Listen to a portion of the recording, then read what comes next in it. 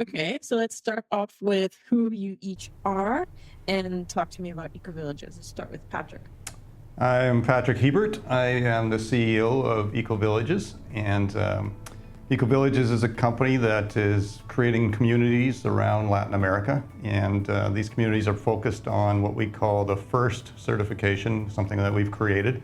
It's FIRST, F-I-R-S-T, stands for Freedom, Independence, Resiliency, Sustainability, and Transparency.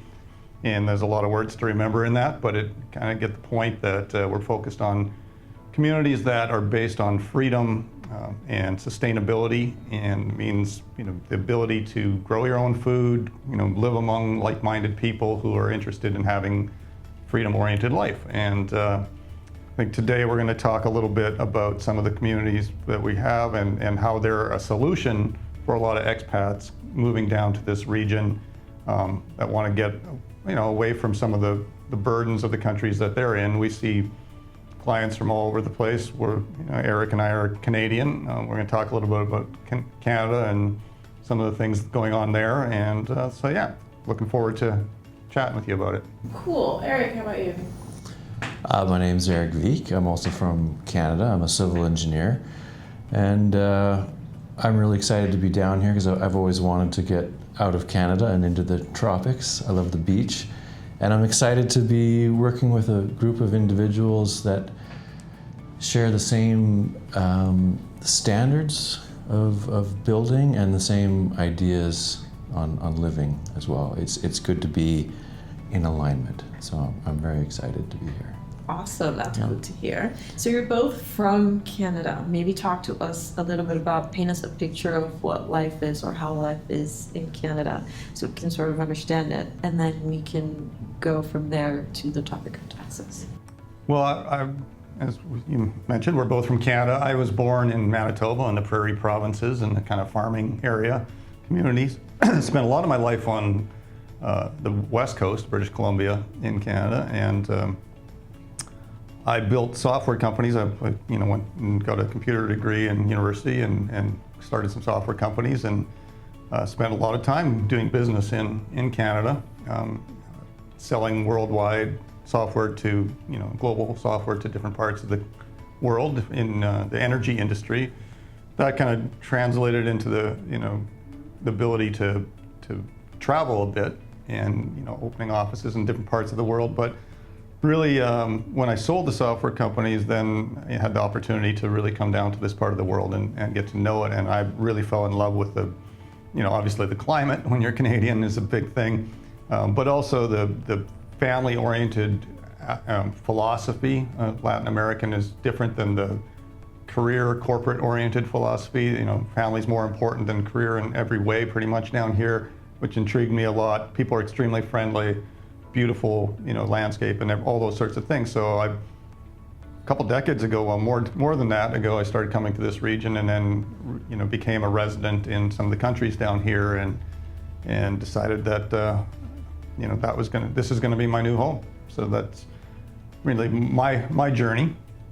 I mean, and with Eco Villages, I think one of the cool things is my son and I lived on a boat for a while, and we really enjoyed that, and the whole self-sustainability of that, right? It was like, you're out on the boat, you don't have a long extension cord to the shore, so you can't, rely on electricity produced from everybody else. You have to desalinate your own water.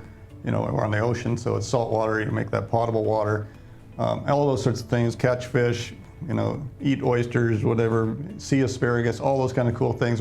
We always had the goal of being as self-sufficient as possible. We had the cans of pork and beans and stuff in the back just in case, but the goal was always to go as long as we could without relying on everything else. And in today's world, where you see, empty store shelves and based on different things going on in the world, we decided it was nice to have that kind of lifestyle, be self-sufficient, and wanted to move that to land.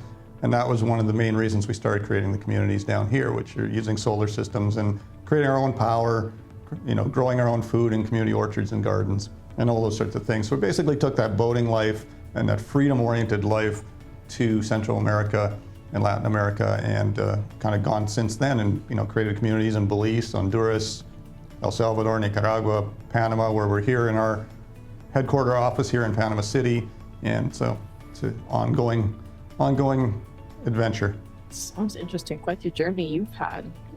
How about you, Erik? How's your life been moving from Canada to Latin America? It's been great. I absolutely love it here. And one thing I can share is that I had to go through the analysis of what a salary in Canada, how that would translate into Panama. So, and one of the things that we've talked about, and we'll probably talk about more, is just, there's a few things about Canada that start becoming a little bit draining, I guess, on the average person.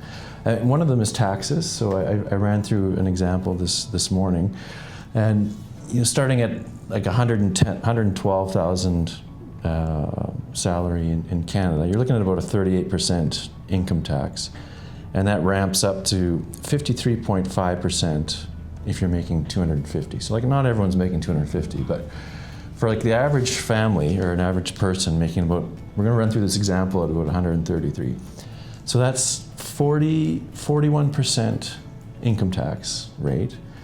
And then we looked at some house prices too, and the property taxes. And they range by state, but anywhere from like 0.27% in Vancouver, but they have very expensive houses, to as high as 2.6% in Winnipeg. But the average house in Canada now is 783,000 Canadian. They've gone crazy.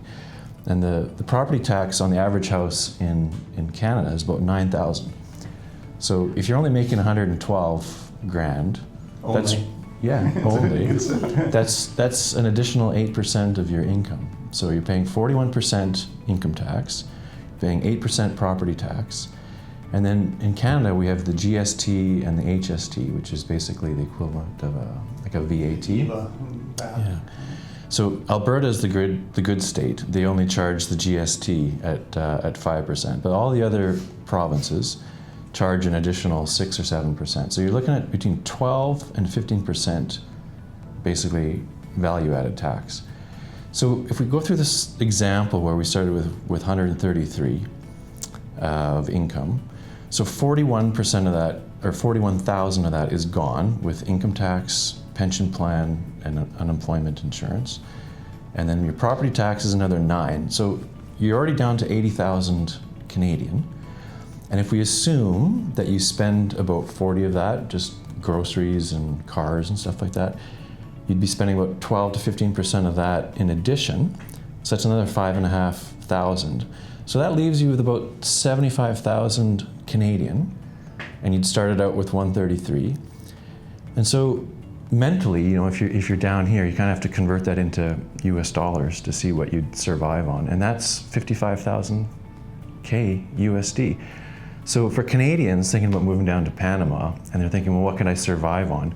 Panama's tax-free. So if you were making 133 in Canada, and you moved down here, and you were only making 55 US, you'd be further ahead because now your investments are not paying any income tax, and your cost of living is lower. We're probably going to get into that in the future.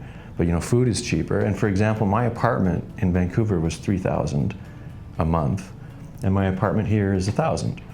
So there's definitely a lot to talk about. But just that concept of going from... You're on the waterfront here. I'm on the water. I'm actually facing right out there. It's amazing. Yeah. So people have to get that through their heads. Going from 133, if you were making 55 here, you'd be further ahead, which is hard to get your head around. Wow. Yeah. That is amazing. I'm still trying to get my head around those numbers when you compare it to living here in Panama. Wow. And then there's other little things. I know in British Columbia, a friend of mine just sold a used car and had to pay taxes on that.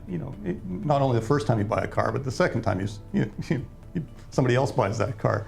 And there's different things like taxes are just everywhere. And I'm pretty open with the fact that I'm a libertarian. I'm pretty keen on low government, like small government, and the lowest taxes possible. So here in Panama, or most of the Latin American countries are jurisdictional tax based, which means that if you have a corner store here on the street in Panama, yeah, you're paying taxes, right? Not like Canada, but you're still paying taxes. But if you are lucky enough to be able to do work that's offshore, basically your revenue is coming from outside of Panama, or Nicaragua or any of the other countries in this region, you are basically earning those funds tax-free. And that makes a huge, huge difference. Mm-hmm. And retirees have to remember that their salary is less and less important the older they get. Like their investment egg is really what's providing the wind in their sails, right? So once you've paid your withholding taxes to exit Canada and you're down here, your investments are truly capital gains free. And the ability for them to compound tax-free quickly eclipses the 25% or whatever they paid to get those funds out of Canada. So, yeah, I mean, I became a non-resident of Canada over a decade ago, and I can't imagine the amount of money that I have saved and not had to pay in taxes because of that. And we're lucky, one of the good things, I love Canada. It's a beautiful country. It's, I grew up there. I have nothing bad to say about it. I'm not crazy about the administration that's in charge of it at this point at all. And I think they're taking it in a very authoritarian and wrong direction. However, it's a beautiful country. And one of the nice things about being Canadian versus being from the US, for an example, is when our tax base follows our residency in Canada. So when I'm still a Canadian citizen, I have my Canadian passport, I can travel throughout the world, but I'm not a Canadian resident. So I'm a Panamanian resident, Nicaraguan resident of different countries down here. But I don't have to pay Canadian taxes, income taxes anymore because I'm not a resident of Canada. With the US, it follows your citizenship, which means if you have a US passport, doesn't matter where you are in the world, you're paying taxes. So Canadians have that benefit. It takes 2 years, basically, from when you register as a non-resident, and then you don't have to pay income tax in Canada anymore. And obviously I'm not paying property tax, I don't have property there, and I'm not paying GST or the different versions of HST or whatever they are anymore. But the amount of money that I can save, especially if you can, to me, I always use kind of like the 1/3 principle. If you make 1/3 of what you made in Canada down here, you're break even or better. yeah. And when I started looking at it and I added up all my things, I was more like, in the 60s percentage-wise of what I was losing. And then, of course, when I sold the software company, then you get all sorts of taxes that you're paying, right? So, capital gains and all that sort of thing. So, if you're selling something down here, or you're having if you had a rental revenue home in Belize, for example, and the rental revenue from that home is paying you here living in Panama, it's an offshore fund. You don't pay any capital gains or any income Because it's on that, outside of Panama. Because it's outside of Panama. So you could have a host of, we were looking earlier at the cost of homes in Canada, and it's just, to me, it's crazy. I guess I've lost touch with it, but in British Columbia, it was over 1.1 million. That's the average. Yeah, that was the average. Average, because that's hard. Because if you tell me some homes cost that, okay, I get it. But then when I hear average, Yeah, which means there's a lot of homes a lot higher than that, and some homes under that, but not much. I mean, coming from Vancouver Island, it's pretty hard to find a home under $800,000 that's livable now. So, you could take that.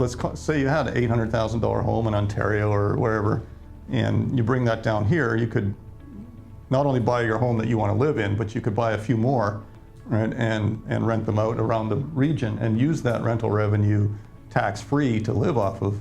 And I think the main reason people aren't doing this is because they don't realize they can do it. And you create your program, your steps. It's like, okay, it takes 2 years basically to lose your residency in Canada and have. Actually, you can declare yourself a non-resident as long as you've cut ties.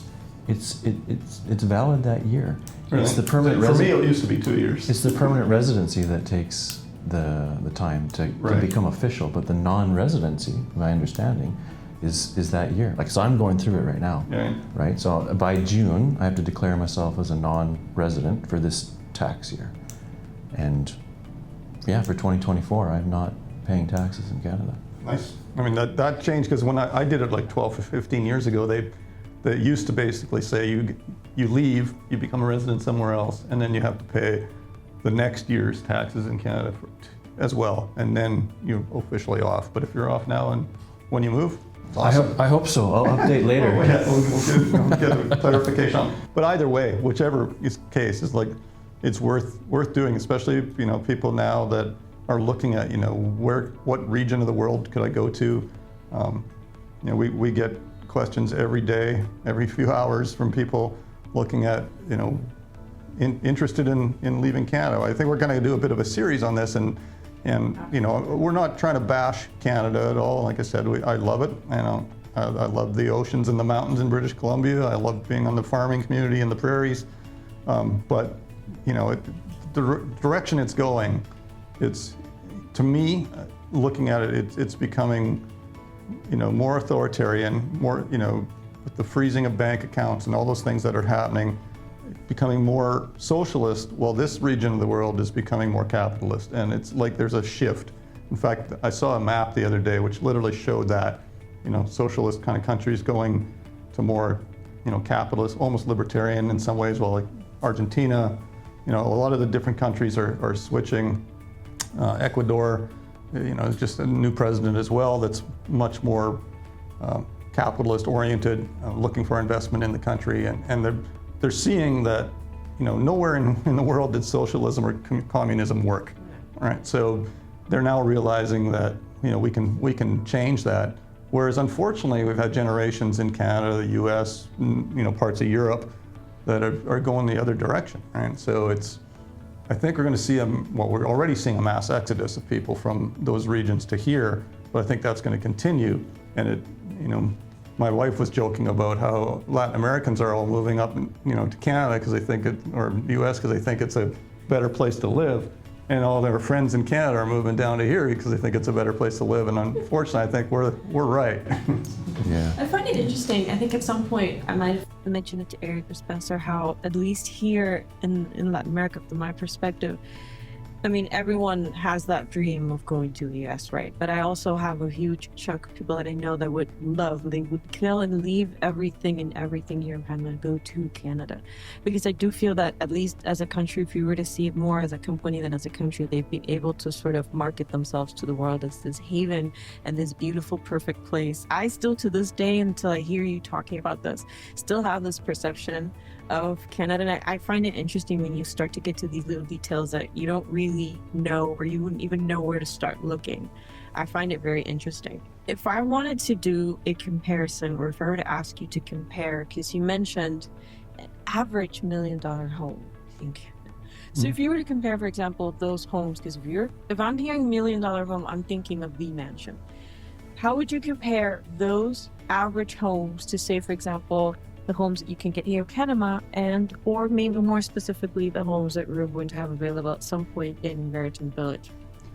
Well, I think, first of all, you've got to understand Canada is a huge country with 10 provinces and territories. The average, for instance, in Manitoba and Saskatchewan is under 400,000. The average in British Columbia is over $1 million, well over $1 million. I think Ontario was around 900,000 or something like that. Yeah. So there's different regions of the country, but I would say if you take that as a British Columbia, well, I know Spencer lives on Vancouver Island. I was just there at Christmas time looking around at homes. Like I said, if you find an $800,000 home in Victoria, it's an under $100,000 home here. It's a beat up 2-bedroom, nothing. So can we talk about maybe like sizes so I can have an image? So when you're talking like a $1 million home over there is $100,000, how big? How many bedrooms did you say? How big are we talking? Well, it really does depend on the areas. Like, Vancouver is such a sought after market that in Kitsilano, for example, the houses are like $6 million, and they're, if they've been fixed up, they're pretty nice. But if you go into like down into Richmond or something where they are about $1 million, there's nothing redeeming about them. They are like a 3-bedroom, 1,200 square foot house. That's a $1 million house, and there's nothing amazing about it. There's no landscaping. It's just a cookie cutter house. And when you think about what you could get for that down here, and we have to think lifestyle, right?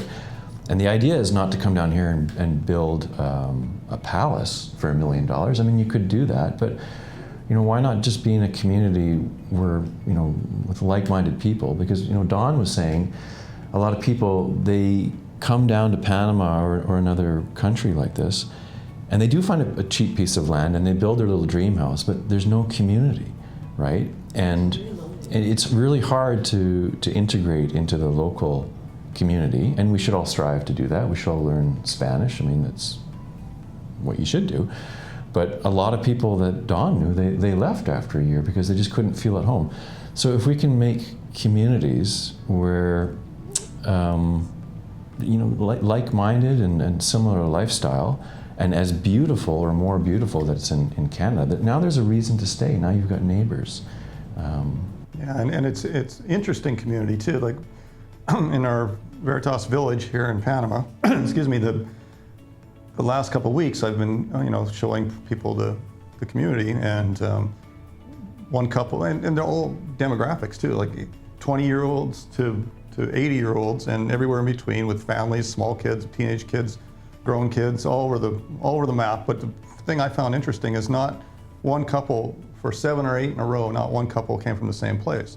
One came from, the first one I was talking to is from Italy, one from Germany, one from the Netherlands, Canada, US, Australia, New Zealand, and I can't remember, there was another country too, but I was finding that remarkable. All like-minded. I mean, we don't want clones living in these communities, but all people that went, you know what, I'm starting to become awake to what's going on in the different governments around the world.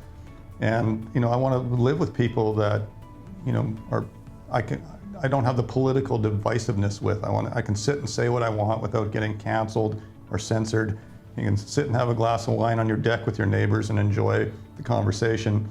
And that's what we're creating, those kind of communities. And, everybody's really excited about it. And like you said, it's difficult. I mean, I found it difficult when I first moved down to this part of the world and not knowing anybody. And I'm not the world's most social person, but it's still, I can only imagine. I would love to have somebody kind of breaking all the ground for me like we are doing now for the last 20 years of building communities, and saying, okay, well, now you can come here and hang out with people that you feel at ease talking to, and you're not, we're not getting canceled and all the things in the conversation. So I think the community is a huge aspect. And the communities, we're having our own kind of expat schools and stuff like that, and a clinic and those sorts of things with a little bit broader philosophy on medicine and those sorts of things. Trying to choose my words carefully, but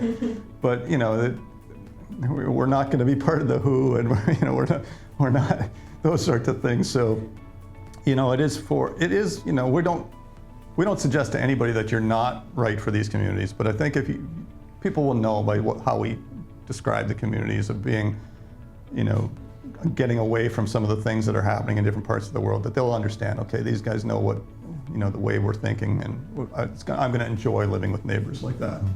Another thing I wanted to talk about, and my friend Roger brought it back up in Canada, is like, even if you have like an equivalent, let's say, income lifestyle, like I'm from Winnipeg, and half the year, it's like, okay, well, not half the year, but through the winter, it's -15 to -30 degrees Celsius. I don't think even Latin Americans... You're being kind.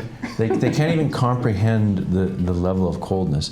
And he made a great point, like some immigrants, like a family from the Philippines, they might come to Canada and it's still kind of riding on its coattails of the history that it had, and the goodwill that it had. So people are still, you'd mentioned it, they're still trying to get to Canada.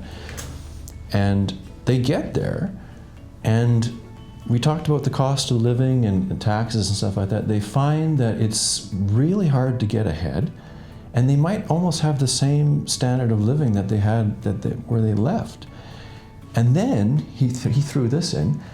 They're waiting at a bus stop at 5:30 in the morning to go to work, and it's -30, and you start thinking, the weather is equally oppressive, right? So I could have this back in the Philippines, I could have this in Latin America. Why am I killing myself with the weather? And I was like, that's a really good point. And so we can look into it in the future, but there's more and more stats of new immigrants coming to Canada, and staying there 6 months to a year and leaving, because it's not the promised land anymore. Yeah, and I think just the whole, I mean, Canadians are always thought of as, friendly and all the things that goes along with being Canada too, but talking to somebody the other day too that said you're only 3 generations away from things going sideways. And I feel like that's kind of where we're at. Like, my parents' generation worked very hard. We worked hard, and my background's German, right? So when I was young, it was basically told, don't speak German in Canada, make sure you learn English, because you don't want to be associated with being German, because it wasn't that long after World War II, right? So, but we've forgotten the lessons of that stuff. I mean, my parents would talk about, what they saw coming up to, World War II, like what was going on in Germany with some of the rules and, don't want to be conspiracy theorists, but that you start seeing those kind of authoritarian moves being made in these countries, and it's to me, it's because we've forgotten the lessons so quickly within generations that I could never forget, because I was told it as a child, and I tried to instill that in my kids. But as they have kids and you get further and further, and I remember a guy I played hockey with was from the UK, and this was back in the 90s, and he was saying, you got about 20 or 30 years in Canada of good times left before, the bureaucracy of taxation and everything catches up, just like it's caught up in parts of Europe. And so I think he was kind of bang on. I didn't realize it at the time, but he's kind of right on his timing. I would say that was 25, 30 years ago, and saying, like, it's going to be overwhelmingly expensive to live here, and it's not going to be the place you grew up in. And so he was right. So yeah, I left. My dad came to Canada from Norway in his 20s, and he left in 2021. He was back in Norway in October of 21. Some things happened health-wise, flight-wise, and he picked up the phone and he called my brothers and he said, sell the house, we're not coming back. And he never came back. And so he's happy in Norway. So there's just an example of an immigrant that came, we had a great life, and it was, 40 years, but that was it. So yeah, times are changing. Absolutely. Yeah, and there's so many more things too. And like you said, I don't want to really beat up on Canada, but Canada is unfortunately becoming the poster child for things going wrong right now. And that's just the reality of it. We're going to talk about, the freezing of bank accounts, and talk about different things that are going on. And, I think people that watch us talk about these things it'll resonate, and you'll realize what you see going on. And I know there's just a huge exodus of people moving to this region, and we'd love to have them as neighbors in some of our communities down here. So, and I think it's also just presenting the options. I think Canada, as well as it's been marketing itself to the rest of the world for us to go there, they've also somehow found a way to make sure that their own residents or their own citizens don't know what other options they have. So I think that also talking about all of these issues and how we don't come in as a solution, and just the options that everyone has outside of Canada, I think it's fantastic. I think it's great. Great. Well, thanks for talking to us about it. Thank you for coming in. Awesome.